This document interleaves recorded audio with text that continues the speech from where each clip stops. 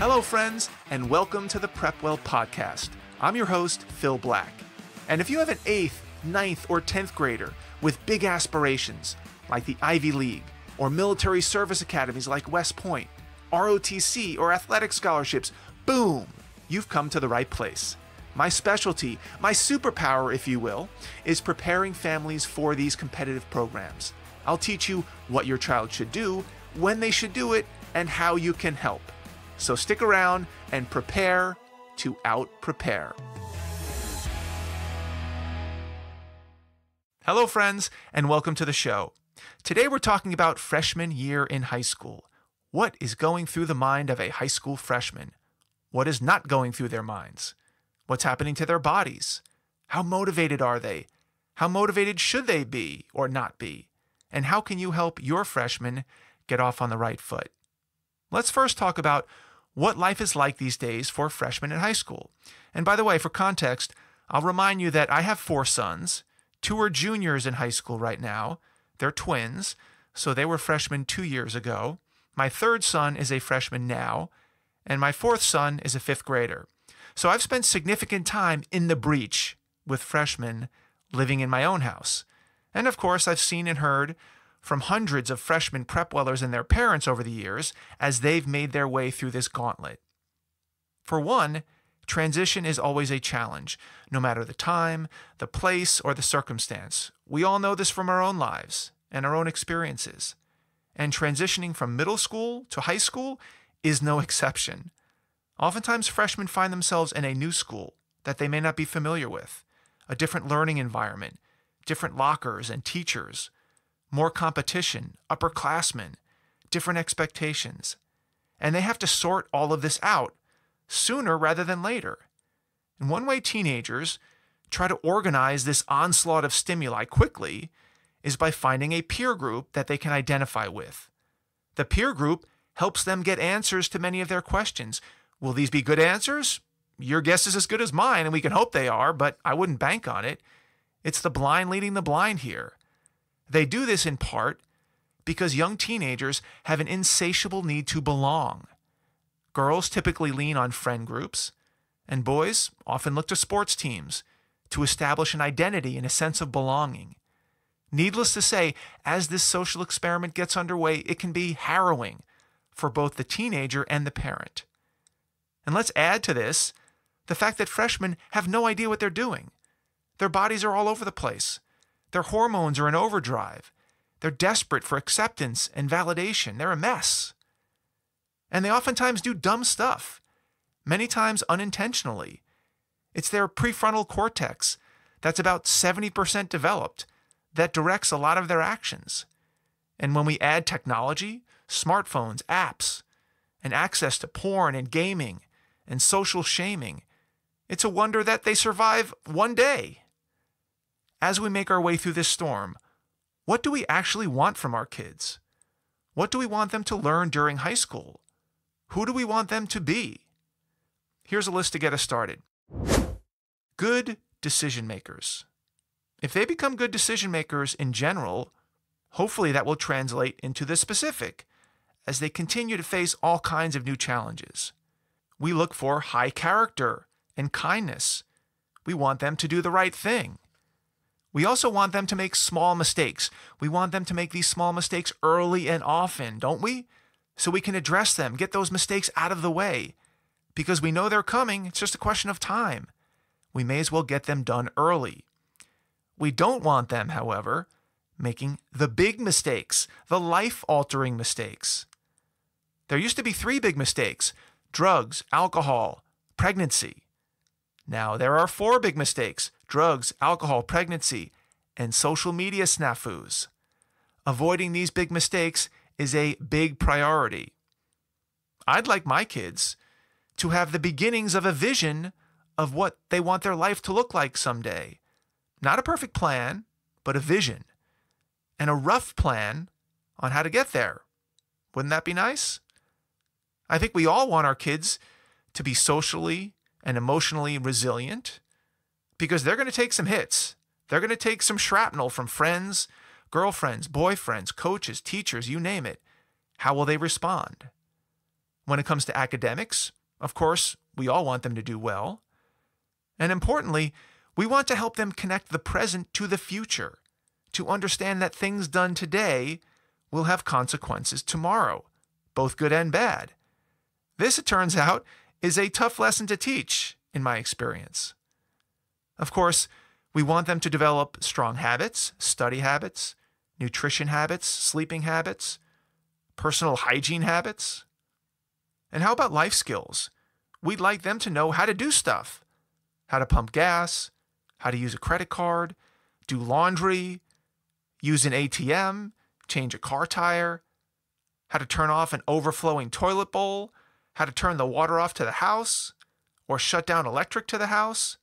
Things that many kids don't have experience with because either things are disposable, or they're brand new, or they're so cheap that it's easier to buy new and throw out the old. I think it's important to help kids get organized. Their books, their study environment, their room, their backpack. We need to help them not let technology take over their lives. I mean, we could do a whole podcast on this alone. In fact, maybe I will, because this is, I think you would agree, a hot topic. And lastly, how to prioritize. Until now, we have largely prioritized our kids' activities, whether intentional or not. They haven't really had much of a say. But when they get to high school, they tend to have a lot more discretion about what to do with their time. There are a lot of competing interests, which reminds me of a saying that I would invoke with my own sons and prep-wellers that I credit to the late, the great, legendary high school basketball coach, Joe Riley, who routinely told his high school basketball players at the beginning of the season. He said the following: "You can be a student, an athlete, or a lover, but you only get to choose 2 out of the 3. Student, athlete, or lover. Choose wisely." Okay, well, that's a pretty long list. I'm sure there are plenty more that we can add to that. Feel free to add more ideas in the comments section, but I hope this got the ball rolling. What can we do as a parent community to help our children get there? Here are a few suggestions. Strategy number 1, hope and pray. Maybe it works, maybe it doesn't. In my opinion, that's a relatively passive approach, not one that I'm necessarily comfortable with, leaving it strictly up to hoping and praying. I like to be a little bit more proactive, but this is an option. Strategy number 2, we can do our best to parent them. As we all know, there are lots of how-to parenting books out there, but for our purposes, here are some practical suggestions to consider as a bare minimum starting point. Let's start with academics. Since teens, at least in my experience with my own kids and prep-wellers, they don't tend to share too much. So number 1, you can audit their grades.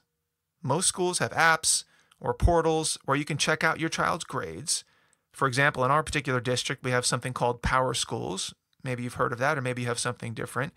That allows me as a parent to see, almost in real time, how my child is doing in school. Now, we don't have time necessarily in this episode to lay out how to go about using this information, because there are some pitfalls there, as you probably have figured out. But suffice it to say that it's important to nip in the bud anything that looks out of whack. Now, after auditing their grades, how about number 2, auditing their friends? Who are they hanging out with? Socially, academically, athletically, on the weekends, on their phones. Because much like with adults, teens will likely morph into the average of their 5 closest friends. If that were true today for your freshmen, what would it mean for them? Would you be happy with that? Would you be nervous about that? Now, these 2 base level suggestions are observational things that you can do to stay in tune with their lives. But I frankly found this practice to be somewhat hit or miss, a little bit inconsistent. Sometimes I feel like I'm super plugged in. I'm the man. I know what's happening. I know the latest meme and what's happening in school and with TikTok and nicknames. And then other times I wake up and realize that 5 weeks have just gone by and I have no clue what's going on. They have different friends. They're listening to different music. There's no such thing as TikTok anymore. There are things that are capturing their attention, good and bad, that I have no idea about. It's hard to keep it straight. Even with a motivated and on-the-ball spouse like I have, we struggle to keep everything straight. Which leads me to my 3rd strategy. So just to review, Strategy number 1 was hoping and praying. Strategy number 2 was parenting them by auditing their grades and their friends. And now let's move on to strategy 3. Strategy number 3. Do you have someone other than you that engages with your child? Why? Because no matter how great you are as a parent and how great you think your child is psychologically predisposed to blowing you off, to put it mildly. It's in their DNA. It's a survival instinct. They have to prove to themselves that they don't need or want your help. The closer they get to senior year, they know that they will soon be on their own, and they begin to shun your advice, to show you, and more importantly, to prove to themselves that no matter how smart or sound your advice, they know better. Because otherwise, how will they possibly survive without you? Sound familiar? Oh, and in my opinion, it gets progressively worse every year in high school. So pack a lunch and try not to take it personally. Do you have an aunt or an uncle or a mentor, a friend or a neighbor? Do you have someone like that in your life, in their life, who can be an outlet for them? A person that you trust, a person with credibility. Does that person know what they're talking about? Do you think your child will pay attention to that person? Will they respect that person? Will that person have done what your child might want to do someday? And by the way, assuming you do have someone like this in your life, does that person have the time, the inclination, the patience, the expertise, the experience, and the willingness to engage with your child regularly? Let's call it once a week. Is that really going to happen? This is why I created Prep-Well Academy. I want to be your child's mentor. I want to be that third-party influence. I want to engage with them every week. I want to give them a vision, a plan, a blueprint, call it what you will. I want to be the person they go to hear what they should be thinking about as they navigate high school and eventually the college admissions process. And weaved within all of that, what they want out of their lives. I want to be the Tony Robbins for teens. Now, for freshmen, the messages that I communicate every week through my videos, especially in the beginning, they don't often have anything to do explicitly with college admissions. It's a little early for that, and does get progressively more explicit as the year unfolds, but I'm laying the groundwork, I'm planting the seeds.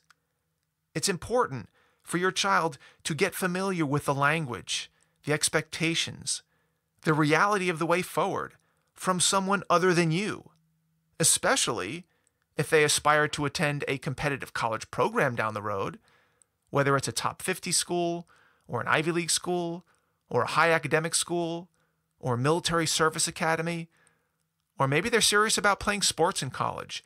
They need to start hearing about what it will take to get there now. And this is what I do every week in my short, timely, and relevant videos. Now, will these videos and advice resonate with every teen every time? Hell nah, they will not. Teenagers are on wildly different programs with wildly different trajectories when it comes to engagement and maturity and interest and mindset. Boys and girls have different attention spans, different sensibilities, aspirations, confidence, patience, and instincts to plan for the future. They're all over the map. Every student has their own path to forge, and I'm not a miracle worker. Of course, my dream is for every Prep-Weller to listen to every word and watch every video on time and implement every bit of advice. Isn't that what every teacher wants? Will that happen if your child enrolls in Prep-Well Academy? Maybe. It's pretty rare for a teen to be 100% engaged every week all the time. But even if a few well-timed lessons get through, it could be life-changing for your child. I have heard this from Prep-Wellers and their parents time and time again. Parents don't always know when or how or why their child eventually decides to fully engage in the program, but it happens. Of course, it helps when parents stay involved in the process. Every week I send parents a short email letting them know what the topic will be, which I hope provides a springboard for conversation about that topic. Parents that I talk to love the idea that there's a plan, a 4-year plan that lays out everything for them. and then they can choose to engage as they see fit, based on the needs of their particular child. Freshman year is a turning point. I like to call it the setup year. It's so important to point them in the right direction early on. If they start out on the right foot, the momentum often carries them forward in a positive way. Now, if you've got this covered, and you have all your ducks in a row, and you know exactly what to expect, when to expect it, and how to resolve it, and you don't need any additional support, fantastic! You're doing better than most of us. If your freshman has all their bases covered, if they know exactly how to handle the ups and the downs of freshman year, sophomore year, junior year, and they're capable of laying their own groundwork for the rest of high school and college, their career and their future, awesome. Pat that youngster on the head because they are a rarity. On the other hand, if you or your child could use a little support, if you could use a plan, a map of what's to come and how to handle it, join us. There are lots of us out here. Enroll your child in Prepwell Academy and feel that warm blanket of preparation surround you. We've got you covered. It doesn't mean it'll be easy or that there'll be no bumps in the road, but you'll know that you have a partner for you and a mentor for your child every step of the way. Okay, folks, that's a wrap for today. Thank you for tuning in. I hope you found this episode valuable. If you did, please give us a quick review. Helps out a lot. If you know someone with a freshman in high school that might find this helpful, please share this episode with them. Sharing is caring. If you have questions, comments, or an idea for an episode, please reach out to me by email. You can DM me on Instagram, Prepwell_Academy. Check out my blog, Facebook, LinkedIn. I'd love to hear from you. Until next week, goodbye, good luck, and never stop preparing.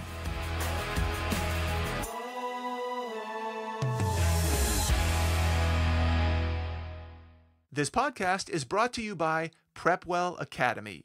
Prepwell Academy is my one-of-a-kind online mentoring program that delivers to your 9th or 10th grader a short, highly relevant video from me every week, every Sunday in fact, where I give them a heads up about what they should be thinking about to stay ahead of the game. To get these valuable lessons into your child's hands, please head over to prepwellacademy.com and enroll your child today.